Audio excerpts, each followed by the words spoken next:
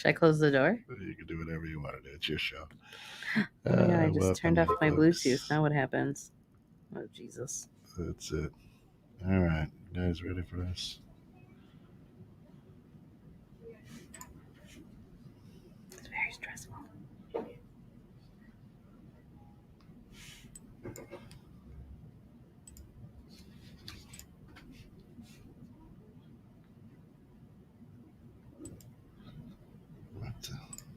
Why isn't it going? What just happened? Oh, I need to be here. Somebody's dumb. Thank you.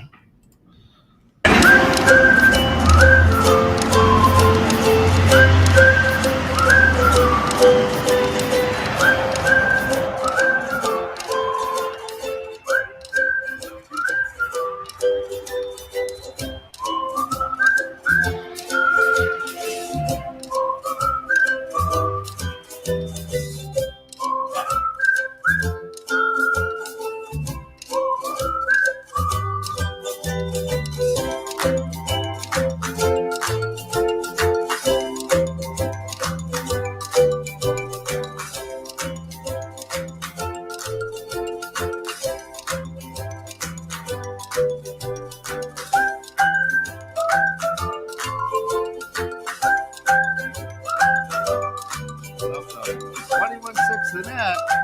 This is Steph and Joe in the know, or something like that. Obviously, I'm not in the know with Steph and Joe. I'm sorry, Rodney. What? Go in the green room. No, you guys are going to. I guess Hello. and then Cheers. Oh, hang on. I wasn't ready for my cheers. what- Hang on, ready? Yeah. cheers. I think our Clink. producer started a little too early today. I don't. He's yeah. premature. That's okay. All right. We'll send Well. you back to the green room. Bye-bye. All right. Well, welcome everyone to In the Know with Steph and Joe. We're going to be talking small business startup checklists. So what small business owners can do to get organized before they open their doors so they're not trying to build the plane as they're flying, which seems to be the common theme and issue out Especially there. with a lot of small businesses. Yes. So I have some more afternoon Tim with Health Markets. So I have some notes and some checklists and everything that you guys will need to know. So it's a lot of information in a short period of time. So if anybody gets overwhelmed, feel free to reach out to either Joe or myself. I could give my information now, and Joe, who's sitting in the green room, will give his information later. It's Steph@stephsbooks.com, or you can call me at 847-942-3004. And the reason Joe is in the green room, he's actually out on an island. So he's remote this week. Yes. Otherwise, he'd be here with you. Yes. So Joe not is like we're remote, punishing him. and we are also kind of using him as our first test guest so everybody can see how easy it is. And clearly, you don't need to be in the local McHenry area to come on the show and give your knowledge and information to all of our listeners out there in Facebook, YouTube, radio show, everywhere. Yeah. So basically, if you're going to start a small business, you would start with your what and create your business plan. So you want to create what is your product, service, you're offering to the community, how you intend to execute that. You're typing a whole bunch of stuff. It's confusing me. Sorry. Just trying to help out the people. So you'd have your how and what type of client you're looking to target. So you want to create your demographic, your potential income category, the size of the business, or the size, or if you're a B2C, your territory. So there's several different factors that would come into play that would be unique to your business alone. You know, especially what problem do you solve for people or businesses out there? For me as a bookkeeper, I take off of their plate their accounts receivable, accounts payable, their QuickBooks stuff, their payroll, things that a lot of business owners don't necessarily get up with the most excitement to do. If you're a a restoration company or a plumber or by trade, that's what you're kind of excited to get up and do in the morning is go do plumbing stuff or go do demolition or go. My son told me the other day at school, he had a situation where somebody had an accident in the hallway. So that would require some cleaning service to come out and take care of that. That is definitely not my jam, but somebody else's for sure. So once you kind of create your business plan, then you need to take a look at what it's going to cost to execute said plan. So you want to know all of your startup costs for your computers, your desks, if you're going to rent or own your location, your vehicles, your inventory, your tools. So anything that it would take to get that business up and going. And you'd have to take a look. Do you have that available capital or do you potentially need to get a loan? If you potentially need to get a loan, having that very detailed business plan will help you to potentially achieve getting a loan from a bank or a private lender. So once you kind of get that all figured out, then you could start doing all the fun stuff like getting your FEIN number, get registered with your state. If you are somebody that's in retail, you would register for your resale certificate. So this way, then you don't have to pay sales tax at time of purchase on your products, but that could be a whole another show if we start going down that road of detail. And then once you get your FEIN number, then you can go open a business bank account because there's nothing I hate more than seeing small business owners use their personal bank accounts as their actual bank accounts. It is very frowned upon in my world and industry, so please don't do that. What if you're a DBA though? Have a separate account. Okay. Separate. Once you decide that you are going to be a business, whether you're a sole proprietor, an LLC, an incorporation, anything, separate it. You have your personal account with all your personal charges. You have all your business account with all your business charges. You gotta keep it separated. Yes. Yes. Because if you just so happen to get pulled in those random audits and you're missing receipts or you don't have receipts if you didn't keep them for whatever reason, and you have transactions that could be deemed as either way, you could potentially be dinged in those audits. I swear to God, those 2 Egg McMuffins, I was treating a customer, right? Right, exactly. Or you go to Walmart or go to Costco, like somewhere where it could be used for both business and personal. Yep. So separate. Everything has to be separate. And then once we kind of get all those fun things going, I forgot to mention, another big thing that a lot of business owners don't think about is if you have a partner. So if you have a partner, so right now my husband and I are 50-50 partners in our business, but let's say I had a different partner that wasn't my husband in the business. And if I was to die and we don't have a partnership agreement, then my husband gets my 50%. And what happens if for some reason my husband doesn't like my business partner, or my business partner doesn't like my husband, and then now they're married together in a work relationship and now they're stuck with each other unless someone wants to buy someone out. It can get ugly. Yes. So I would recommend if you have a partner to get a partnership agreement put together, have a living will, identify where those assets of the business are going to go because you don't want it to end in probate. Key man insurance, I think it's called too, right? Or key person insurance. So if that happens, it really insures your business that the spouse doesn't come in and go, I'm taking over. Right. Yeah. So you want to get all of those fun things in place. And then another thing I know that a lot of people don't like to do, and I'm somewhat guilty of this myself as a small business owner, is writing down processes. So you want a level of uniformity across all platforms and the service that's presented to your clients. Yeah, we got a question out there. Eddie says, what are average costs to set up partnership agreements, paperwork done, etc.?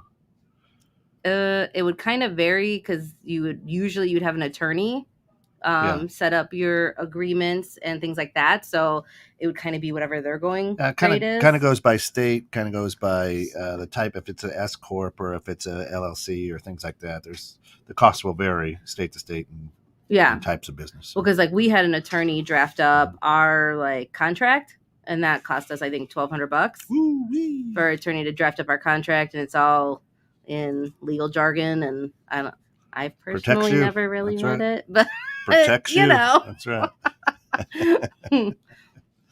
Right. Oh, my mom says, I guess the mustache behind my head looks like I'm wearing a wig. So thanks, Mom. It's not a beard, it's a mustache. But so the processes, so, from your customer service person, how you want them to answer the phone and greet your clients, how long you would like them to be on the phone, what information you want them to gather for your field staff or dispatch service to be able to execute a detailed work order where you're not going back 3 or 4 times. Thanks, Christine. Or your bookkeeper or your cleaning person, like any task that's within your business, you want it detailed and written down. Yeah. Because once you're growing and you're growing at a rapid pace and you start hiring staff and those things are not in place, it's very difficult to then write that stuff up. So, but like I said, I'm kind of guilty of it too. So I'm going to kind of hurry up because we're going to be bringing in our guest in a minute.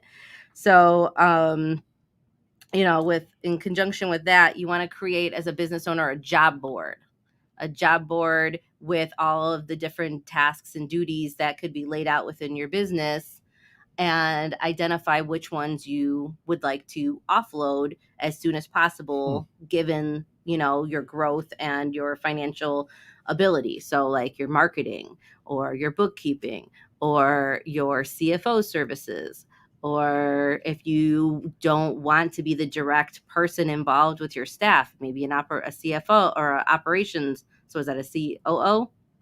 So all the different tasks and duties that are not your strong suit, those are the ones you probably want to offload first, given the proper cash flows and availability.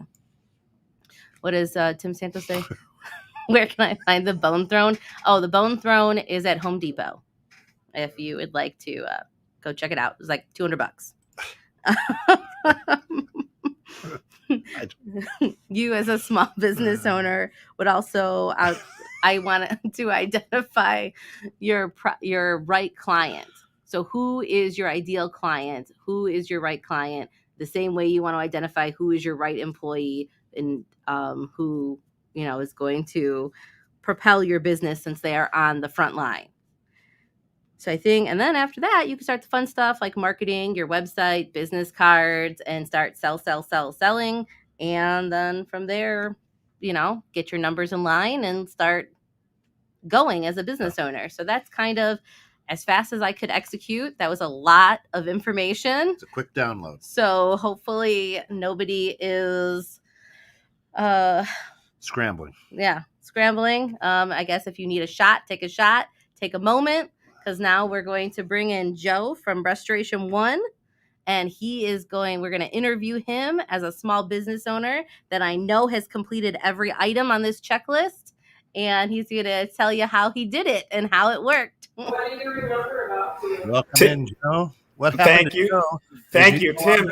Tim, man, I'm so in the know, but I'm so in the know that I get to take a vacation on a beautiful island in the middle of Lake Michigan and enjoy it with my family. I'm going to have a great time. I have a great staff that's operating the business. So I'm totally in the know here, Tim. I'm ready for this. And I hope that nobody asks me to stand up and see my bathing suit because I was told that it looks a little skimpy, but I don't think it's a bit European style, I would say. Come on, I got some good legs. If you have that short of a bathing suit on, I would imagine that your legs would be a little bit more tanner that high up.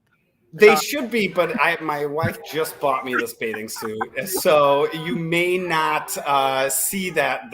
There's a lot of sun that hasn't hit these legs in a long They time. are. They're I had to build a business, and in doing so, you wear a lot of pants, and you don't wear a lot of bathing suits. no, and Although those although swimsuits are great for a 6-year-old. I was well, just because they will fit a 6-year-old doesn't mean that they're not great for me too. Kent. Thank you.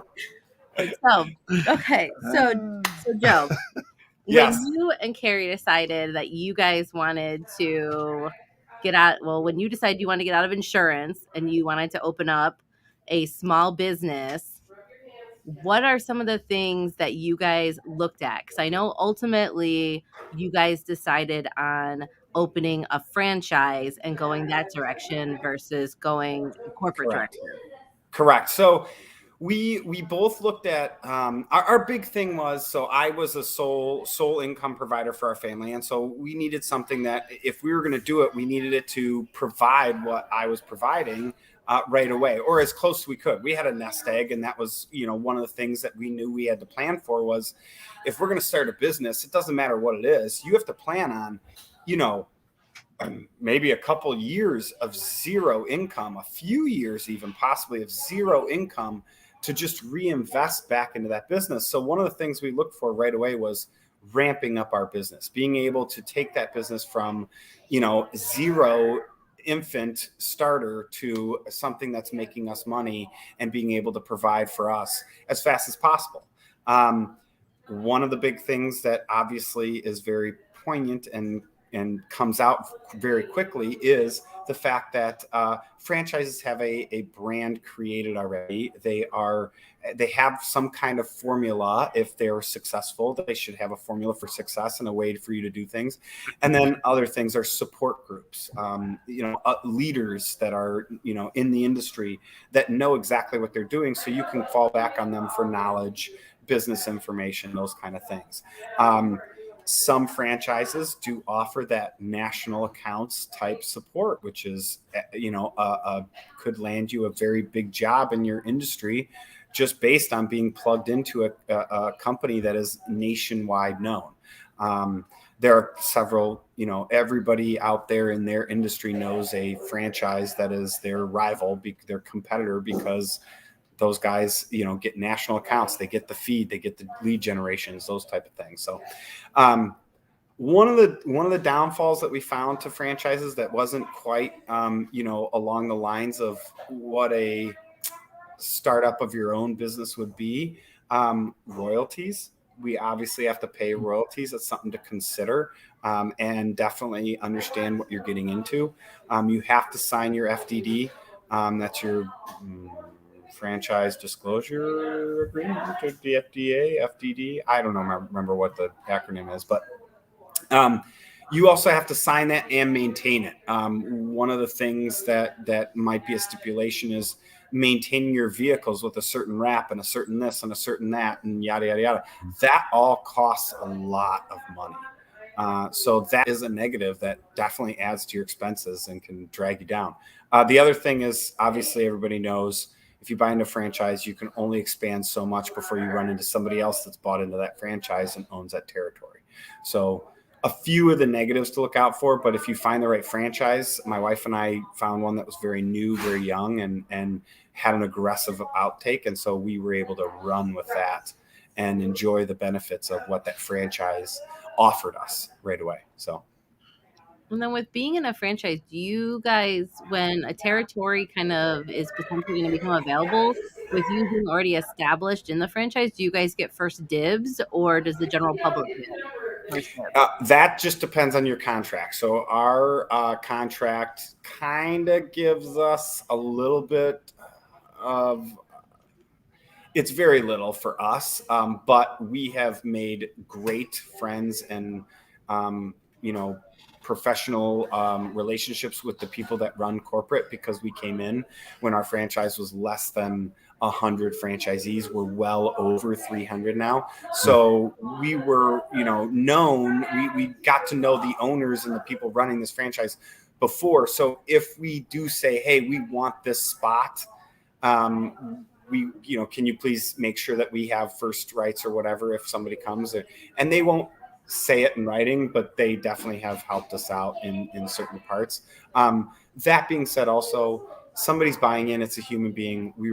There was an occurrence where we had to buy property, and we had to negotiate with that person, give up a little bit of somewhere where we don't typically go, but they wanted to go. So we gave up that to get something where we do go. So at this point now, I'll say we have bought as much as we're going to buy in the franchise. We own a very good bubble around where our home base is. So we're not looking to expand any further in the franchise. But at this point, we definitely have very good experience through trials and tribulations on buying and, working territories. That's a tough one to do. So.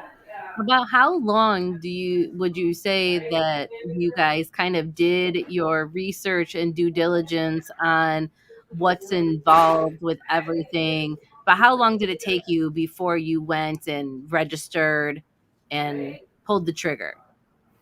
Right. I would say so. We actually went down the route with a franchise that we stumbled upon, happened to stumble upon. They were a junk removal franchise. And so we stumbled upon them. We really liked the idea, but they just didn't have the formula to ramp up as fast as we initially wanted. And so because of that, at the very last minute, we pulled out of that franchise, and we got introduced to a franchise broker who knew they were out there. And he sat down with us for an hour, told us about, asked us a bunch of things about what we were looking for in a business, and then went out and found us 4 of the 200 franchises he represents that fill our categories. And one of those was Restoration One. So we fell into that. That's how we got into it. But we did probably a good, with the one franchise that we almost got into, the junk removal, and then the other franchises, we probably were, it was December of 2016 until we signed the contract. And actually, we signed the contract in end of May, I think, or beginning of May, end of April. And then we opened our doors in June 6th. So June 6th, 2017, we opened our doors. December 2016, we were truly talking about doing it. But I actually put in my notice to quit in like mid to late March, beginning of April. And then my last day was April 28th. And I took all of May to learn and do what I had learn: restoration, travel, train, all that kind of stuff. And then we opened our doors and we ran from there. It's been a hell ride. But yeah, there was about, I don't know, what do you call it? 6 to 7 months that we took to really truly develop what we were going to do. And all those boxes were all part of that, what you mentioned. They're very big on making sure you have everything teed up, because if you don't, you're not going to get things done. You're going to be stumbling when you need to be getting work done. Ooh, that brings us up to workload. Do you have a question about that? So how did you guys determine to delegate between, I guess, you and Carrie and what roles you guys were going to take? And then the next step would be bringing on all of the staff that you guys have. Because you guys have a good team, because I've met most of your team. So Carrie, she has a bachelor's in fine arts. She has a teaching certificate. She is able to teach K through 12 art with the most astounding precision and accuracy and amazing quality and talent. She has 0 business background. So when we started this business, it was, I do everything essentially. And if I need her to do something, it was, hey, can you learn this task right here and do it? And she would totally, yes, what do you need? Yes, I'm on it. Yes, I'll do this. Yes, I'll do that. And she would totally pick up anything I needed to. But in the beginning, it was, I knew business. I knew how to do things. So it was me just kind of trying to say, hey, can you take this? Hey, can you take that? There was a certain point where we got to where I definitely had this issue with letting things go, because I knew I had to keep them I wanted to keep them at a level that I liked, like, this is what I want. This is how it's done. And after I slowly said, all right, the turning point was because obviously Carrie is not going out into the field and doing work, and the work is the most important thing. So we don't get a paycheck if we don't do the work. So I needed to make sure I stayed on the work and the work was good. But then there's all the back work and the back office stuff of like billing it and paperwork and this and that. And she said, hey, I'll do this. Let me jump on this. And so I said to her, hey, all right, here is a T chart, right? You got your T chart with your debits and your credits. You know what I'm talking about, right? Yeah. Mm-hmm. Here's debits, here's credits, right? Yeah. Here's where they are. I go, okay. Good luck, and walk away. She has owned that so much on. She is an incredible wizard on QuickBooks. She can study and learn things. She's not a slouch when it comes to figuring things out. So administrative, she just took over. Oh, I need to call this person to get a dumpster out here. Yeah, I can sit there and call them. What do you need me to tell them? Here's what you need to tell them. And she quickly learned the jargon, the lingo, like that's a learning curve in itself. If anybody can jump on it and cuss like a sailor, you're going to be in a contractor's business, right? That's what ours is. So she could totally do that. And that kind of was what developed the back of the house versus me operating the work and this and that. From there, we developed into, okay, I have to be, again, making sure the work gets done. If I don't make sure the work gets done, I always say in the beginning for the workload, I wear all the hats. I wore all the hats. Here I am. Then it comes to building a machine. And I always envisioned it this way. You have a hopper. The hopper is your marketing, right? If you can market really well, the hopper stays full. Well, then all those little widgets drop down into the conveyor belt, and the conveyor belt goes ka-chunk, ka-chunk, and out pops your service. It's good right there. Thank you. Well, that's what it is. That to me, that is any business, right? That's all businesses. That's how they work. You market, you have your conveyor belt of services or your work, and then it pops out and you get to bill and you're done. That's how they work. So I knew that I had to make sure the machine was constantly and out pop this, but marketing is what I needed to make sure. So after I got the billing side taken care of, then it was on the marketing. I could always get guys to come and help me move weight. I could tell somebody what to do while I'm doing the technical stuff in the job, moving weights, everything. But then after that, right from there, it was get those people, get Christine, Kelly. Those are the girls that are out pounding the street and marketing every day and talking about Restoration One and promoting us and filling that hopper with widgets to. You want me to do it again?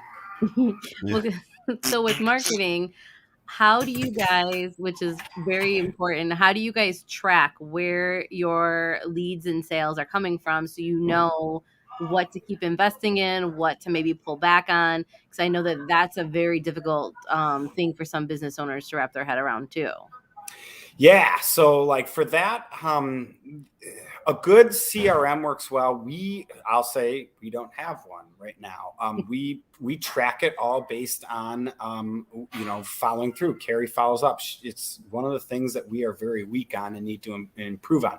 But that being said, we're not seeing, 100 transactions in a day or something, crazy like 100 in a week. We're seeing less transactions. So it's easier to track our jobs on where they came from, who they came from, things like that. And then from there, you just got to find the right systems, I think. And that is, again, with a franchise, we got introduced to quite a few systems right off the bat. Not all of them were good, but some of them were really good and helped us out. And that is one of the benefits I found to the franchise is we get introduced to so many things that we don't have to go out and spend the time to research ourselves and figure out. Yeah, because I think that for us as a small business, we have, I don't know, maybe like 13 different options in our CRM for where things are coming from. And if I don't ask, because I take all the phone calls, so if I don't ask, then Rich, my other half, gives me the business because how is he supposed to do his marketing side of things if I'm not asking and doing my proper due diligence. And so That's exactly it. I mean, we do our due diligence on making sure that we know where the lead came from. For us, we're so emergency based that we keep our lead generators on for the most part. We have, everybody should have more than one egg in the basket when it comes to bringing in your business. That's how you build a bigger hopper and fill that hopper more and more full. But to me, if you're going to go out and figure out all that business, yeah, you're gonna determine where it's coming from, especially for you and I, where we can see where it's coming from, and then from there be able to do that. Our industry is a little different in the sense that we have our peak storms, crazy whatever, and after that, like when those things come around, we turn off like nearly all of our internet lead generators, and we just rely on our referral partners because we want to make sure we take care of them. well, Are we ending the show? yeah, Hey, Kent, come we're at on. the last like 30 seconds of the show. So like I said, this was a lot of information, was going to go fast. So why don't you really quick let people know how they could reach you if they do happen to have one of those disastrous situations? Joe, don't call me. No. Restoration One, 847-264-4664. You can look us up on the internet. That is www.restoration1/carry.com. Or is that .com/carry? I don't know. Kent, you should type it up there for me. Yeah. But for the most part, just call the 847-264-4664 because that is going to get you through to our 24/7 line. Thank you. Okay. And then, well, thanks for being our special guest today. And in our show on September 3rd, we will be talking franchise versus corporation, since I am an independent business and Joe is a franchise. And we're going to dive more into that and compare the differences. And we might Hopefully, have a special guest. I think we definitely do, and he'll be on the more independent side with something that's a little more independent, a very niche industry. So, definitely a cliffhanger. You guys tune in because we're really looking forward to that. And I think we heard a lot about franchises, so we'll lean more on the independents next week or next show. Thank you. All right, so see you all back September 3rd at 3:30 Central Time. Have a good weekend. Bye, guys. Bye.